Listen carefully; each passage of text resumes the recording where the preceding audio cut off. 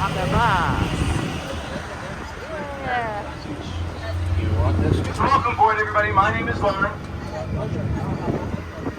We just picked you up at Stop 16. We probably won't be dropping you out there. If you're from the ship, we'll be dropping you out at the ships. Oh, see that? So every trolley that's out there on tour, and we have about 45 trolleys. I suspect we probably have about 35 of them out there today, because the barn was pretty empty. We will keep rolling through. We've been rolling through on about a 5-minute interval now. So there may not be a space on this trolley that you're looking for at the moment you see the first trolley, but there'll be 3 or 4 more trolleys right behind you. We just did a whole tour with about 5 trolleys, all within 3 minutes of each other. So there was always room to get on. And of course it is hop on, hop off. You can't hop on if people aren't hopping off.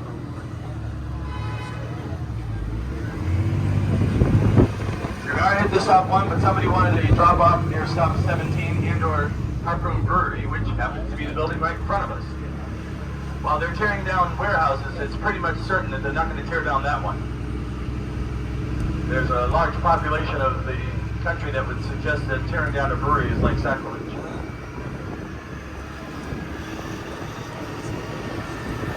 Yeah. Oh, Seaport. You're back to Long Island. Yeah, right? Yeah, I know. Oh, that's what they're building. So remember, there will not be another trolley picking you up here. All right. So you can walk back, basically. Yeah, so this is Have fun. North Avenue. So Thank you. you can just walk from there to that. Yeah. So all of this Seaport here, we do have a Seaport shuttle that loops around here all day long now. Oh, that's the one. It was a Seaport tour back in the days before COVID. $44 now. Since COVID, we gradually started to recirculate it because there wasn't a lot of things happening here. This year is really the first year that a lot of this is up and open and running. Enough that we could move the shuttle that was operating for 3 hours a day to a full 8 or 9 hours a day. So if you're looking on our maps, the orange maps that you'll find on the walls there, They have a restaurant over there on the back the side. orange line is our Seaport shuttle. Basically just loops around those last 4 stops. Nice. 15, 16, 17, 18. So thank God you didn't The book green that one. line is the main tour that we're on now and we're heading back to. So on the green line, when the cruise ships are in, we make stops at the cruise ship and stop 16 or thereabouts. But everything you're looking at here has been open pretty much in the last several years. Seaport Boulevard here is almost all last 7 years. This building probably maybe 8 or 9 years now. Was Jimmy's Harborside restaurant, family-run restaurant. When all of this was shipping and warehousing, there was 3 restaurants down here right on the water.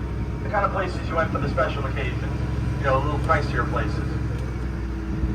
So Jimmy's Harborside, the no-name restaurant was in the fish pier coming up at this next traffic light. Then on the other side of the building that's under construction up ahead there on the right was Anthony's Pier 4. Jimmy's and Anthony's, you know, family-run restaurants started around the 1950s. All of them went out of business around the turn of the 21st century rather. The No Name was the first and the last. They were the first one to open back in 1917 in the fish pier down here. Very popular place. And I think they closed up the year before COVID.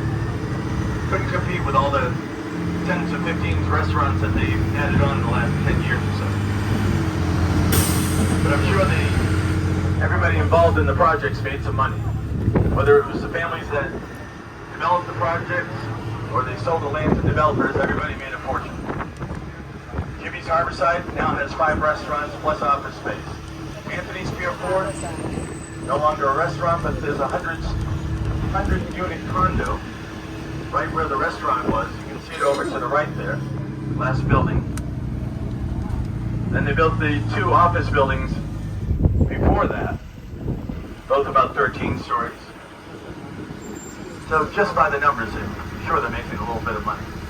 This building's been interesting. The St. Regis condos. It's been sort of underway for about 8 or 9, 10 years now. It's built on a wharf.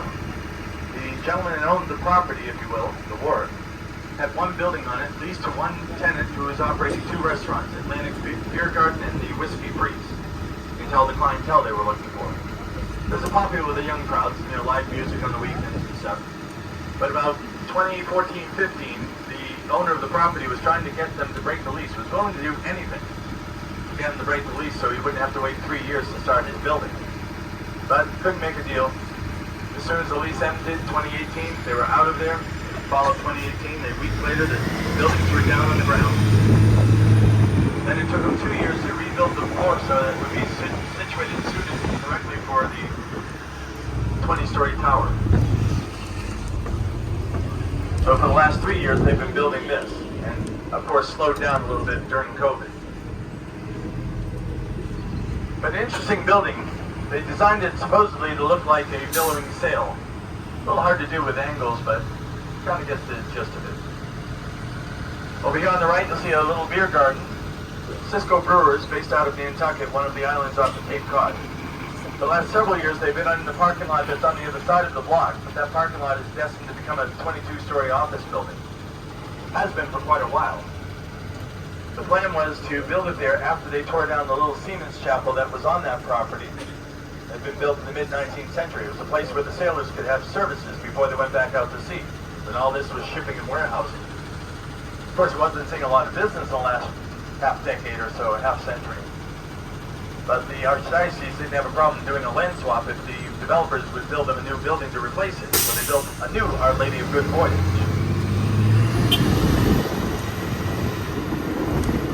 The new church was built 2017-18. Opened up on the left side of the last intersection before the bridge. 2019, they tore down the old one. 101 Seaport. The site was already to start building their building in 2020, but then COVID hit, so it got put on the back burner for a couple more years. So they used it as the beer garden in the summertime, a skating rink in the wintertime, a holiday marketplace during the holiday season. And this year they made a parking lot that they were getting ready to build, but I'm sure they've had plenty of time difficulties with their permitting process again. Everything you see here is open in just the last 7 years. The Envoy Hotel, the gray building up ahead on the right, you'll see has a big cornerstone from 2015. Everything else has been built since then. The store started opening the winter of 2018-19. Where is that? As they were finishing the 600 condos on top. Church opened 2018, the Yotel Hotel 2018. Anybody familiar with the Yotel Hotel? Anybody stayed there? Apparently their gimmick, if you will, is they figured that since most people using a hotel room never use it except for evenings when they're going to sleep, don't really need a hotel room the size of an average hotel room. So they cut all their hotel rooms in half. They fit 2 hotel rooms in the space of 1. Wow. And so you can imagine it's a little cozy. I've heard tell that some of them have like queen size sleepers that pulls up.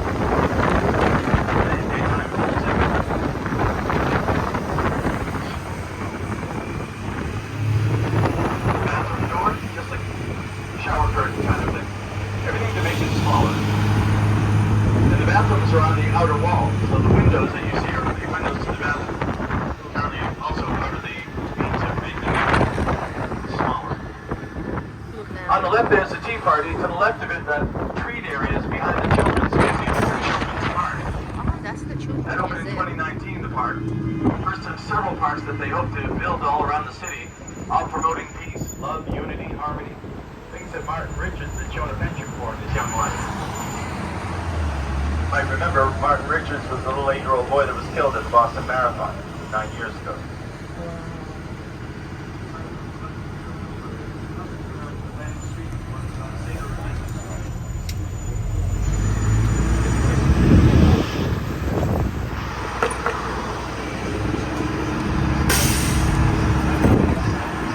Nice, right?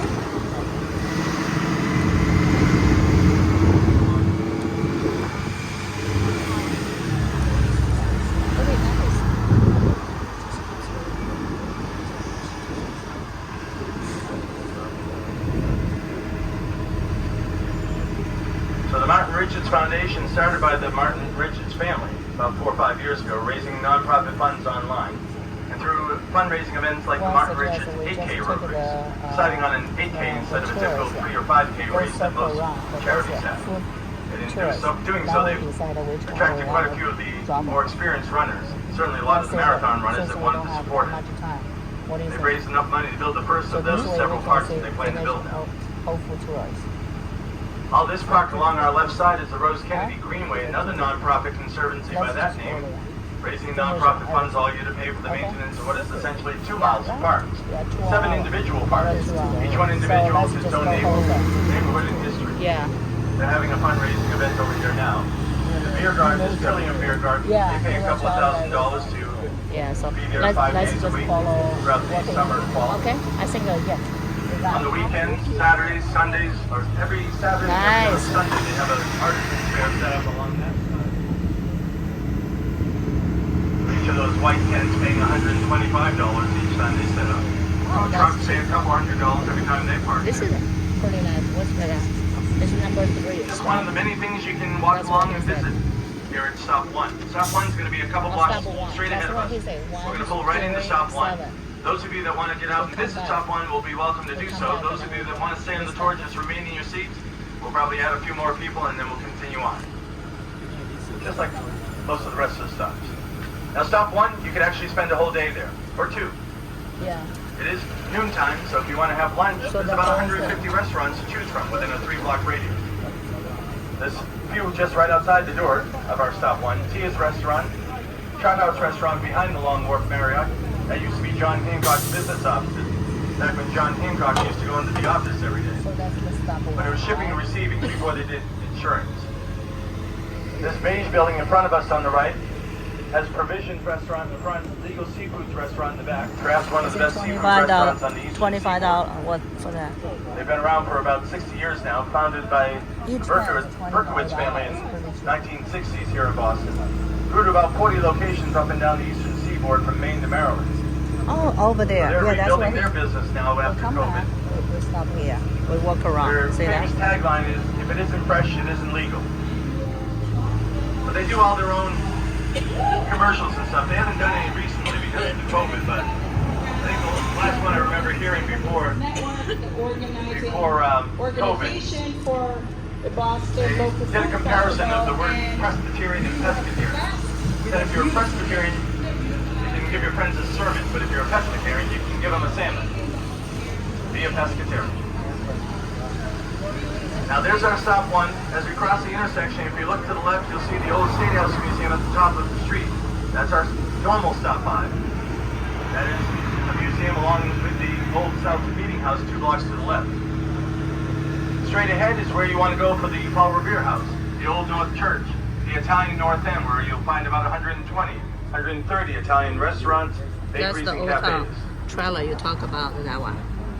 Yeah, better ticket over there. This is it. No, that's the one old town. Oh, In yeah. Quincy Market, you're going to walk across the street, cross the Greenway, right into Quincy I went to Market, the Faneuil Hall, Quincy New Market England right Holocaust there. Memorial, Bellingham Tavern, Union Oyster House. That's the oldest That was tavern the and the last oldest time I restaurant in the country. Oh, you went. Dating back to the turn of the 19th Treasure century. Market and the university, right? The MIT, is that the one? Right. Yeah, that's the one. It's just right here. So that's why I look like it. No, we're not really on the Very other familiar. side until Does it tomorrow. look like that? Stop 5 Yeah, is just over on there. the street, that's on the other side. But I was on the the bus current trip Stop 5, the to alternate one, is a New couple York. blocks away. So they stop This over is the there. best way for That was a Quincy long Market. time ago. Oh my god. Just across the Probably street. at least 10 years. Watch your steps as you're coming down, especially the step behind my seat with the blinking lights. That's why it has the blinking lights. We painted it, we put the signs on the poles, nobody ever sees it.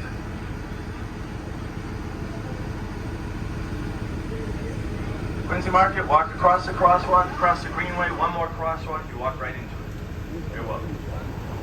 So Quincy Market has a food court, that's the main building, Quincy Market. It's flanked by the North and the South Market buildings, about another 50 or 60 shops and restaurants there too. But the Quincy Market building itself, all the food court, about 40 or 50 vendors here, none of them franchise. Good. What do you think? Want to try to go with someone? No? Okay.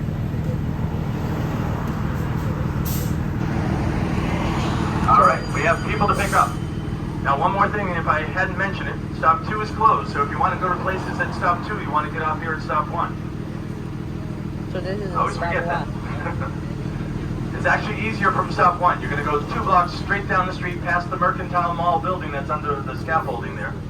Straight ahead to North Street for Paul Revere's house, Hanover Street for the restaurants, Salem Street for the Old North Church. Anybody else? It is easier than it is from stop 2, so even when we don't have stop 2, we are always talking about it that way.